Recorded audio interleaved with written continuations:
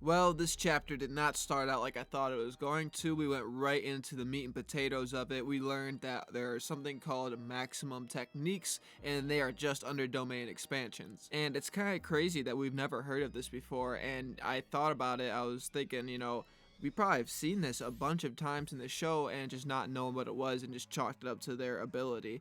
But I'm sure everybody has different versions of it, because people have different domain expansions. All of the abilities do different stuff. It's kind of like Nen.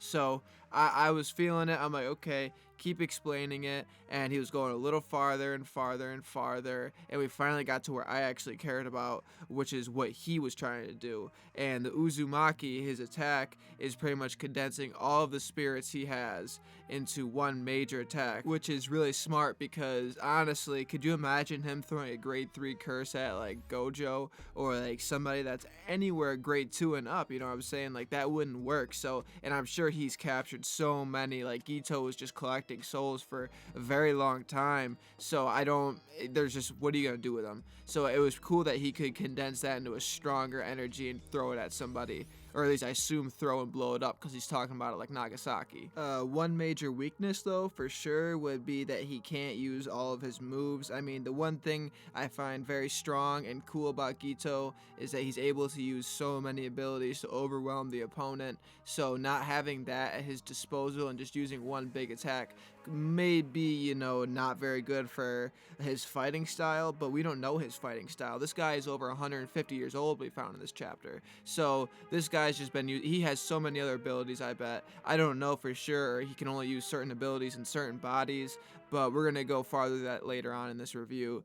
But back to where we're talking about, yeah, it just, is it worth it for him to use it? He didn't think so at first because it's just a way to use the lower ones, like I said.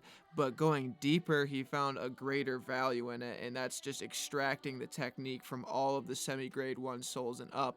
And he's about to keep going farther in an explanation after he ate Mahito, which is crazy. R.I.P. Mahito. That's my boy. I'm going to miss him. I don't think he's coming back. He could possibly come back, but, it's just dudes. He used to do that to humans all the time. He would shrink them and put them in his stomach. So he's in somebody else's stomach, getting his abilities taken away from him. So I guess that's what he deserves. And, they came so weak. The cavalry, man. I mean, I get it. They're not strong. Gito's one of the strongest people. But Yuji was not in the school nearly as long as any of them. And he took out, like, an evolved, awakened curse. So it's just like, all right, like you guys should be able to put more of a fight. This girl is talking about like not letting her sword go, and I mean, I'll give it to her. She didn't let her sword go. The guy just broke it right out of her hands with the resolve she had, and they tried shooting at him because that's the best way to take out a sorcerer.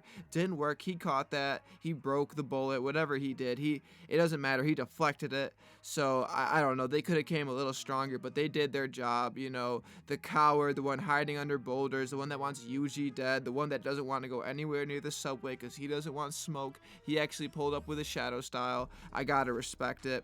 He saved the whole entire group, and he has a lot more skill than I originally thought. So I'll give some respect to him. And we're gonna get back to this chapter. Shout out to Junji Ito for drawing that picture of Gito about to completely execute that katana girl. That was probably my favorite picture in the whole entire chapter. That it was just crazy. I love the way that looked and how scary she.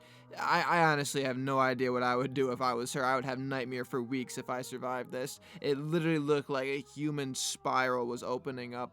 But yeah, I just wanted to shout out Junji Ito because it looked just like his stuff. But the real star of the chapter has to be Chozo. I didn't know what he was gonna do when he came in, and I thought he was gonna get smacked down immediately. He might still get smacked down, but he at least said what he had to say. He said he had 3 parents. The woman that birthed them, the spirit that did it, blah, blah, blah, blah, and then Nori-ToshiKamo, the Kamu clan's blot, the evil, the past 150 years. He's been the most evil sorcerer to come about since Sukuna.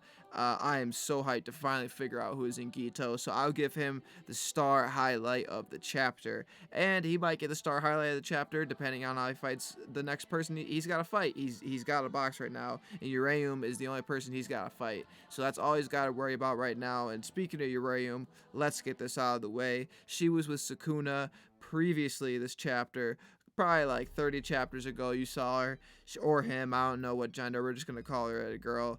And I wonder what she's doing. She's kind of either she's setting things up for herself, which I don't believe is the case. She doesn't seem like the character, but we don't know anything about her, so who am I to say anything about her character?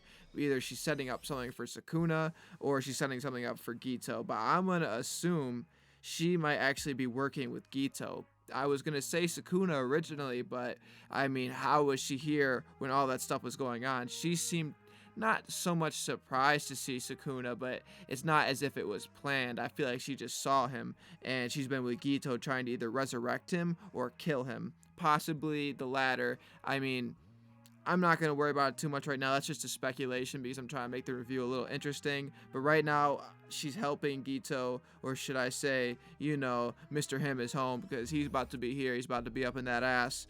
I'm ready to see exactly what fighting style is going to go on. I don't want to see those two fight exactly because they're kind of lower tier.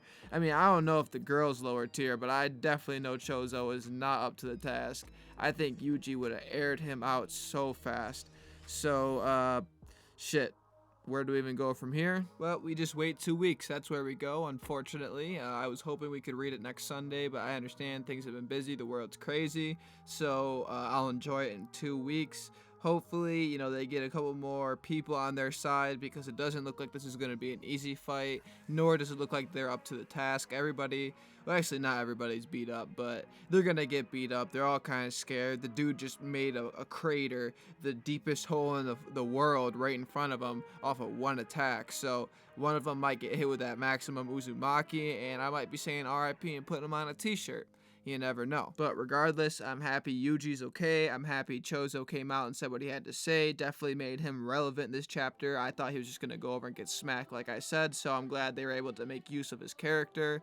He keeps saying Yuji's his brother. I'm just going to act like he just implanted the memory because he does that to people. But maybe there's a little more truth to that than we know. I mean, obviously, this guy that poses as Gito has a lot more knowledge than we all know. He's able to change bodies, do different things. So maybe they are all connected one way or another, but regardless, Nori-ToshiKamo is definitely the coolest person so far in JJK in a sense of villains. I don't consider Sukuna a villain just yet. He's kind of like the nine-tailed fox, where he's just along and he's a burden, and it's like a goal to beat him, but he's not exactly fighting against them. And if he wanted to, he could. He still has that word. He could say at any moment in time, and he could wild out like nobody's business. But, now I'm going too far. I'm going down a little rabbit hole, so I'm going to say goodbye to you.